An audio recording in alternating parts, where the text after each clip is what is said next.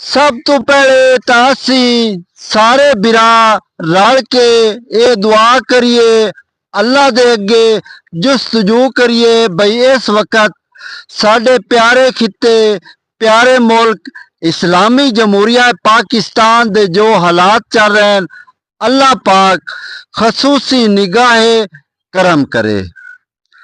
सियाने आंदे बई किसे ते अन्ना एतमाद ना करो, अन्ना एतबार ना करो।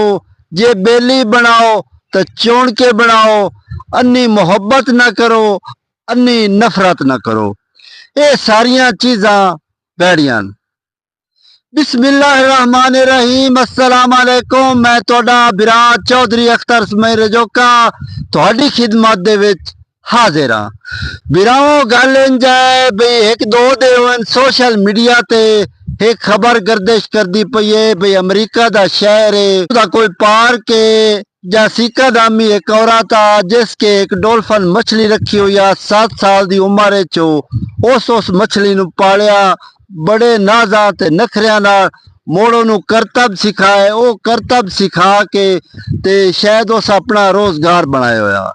लेकिन हुण खबर सुनाने च आउंदी पई है भी वो जड़ी डॉल्फिन मछली आ जिस नाल ओ बेइंतहा प्यार कर दिया, उस डॉल्फिन मछली उसनू मार छड़िया।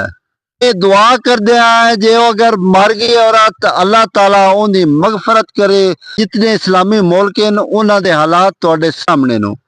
साडे मुसलमाना दा एक बड़ा दुख होंदा है भी जे किसी नू कंडा लगे तो वो सारे तकलीफ महसूस करते नो। मतलब किसी ना कोई जुल्म होवे, ज्यादती होवे, जिवें कि तुसी अजकल गजा दे हालात वेख रहे हो। सी बतौर मुसलमान साडे दिल प्यार होंदा है, मुहब्बत होंदा है, असी जिथे भी जाविए अमन दा दरस देंदे हैं।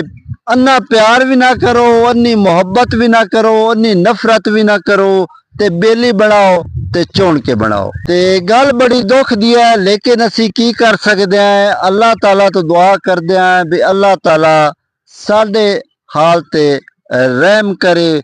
अगर वो औरत जसीका नामी जे फौत हो गई है तो अल्लाह ताला उनकी मगफरत करे।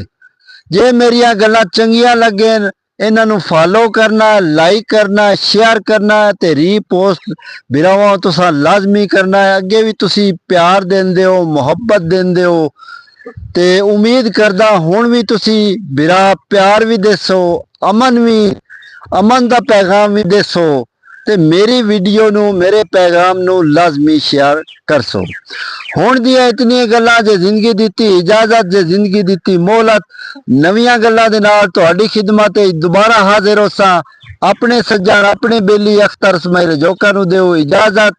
अल्लाह बेली रब रखा।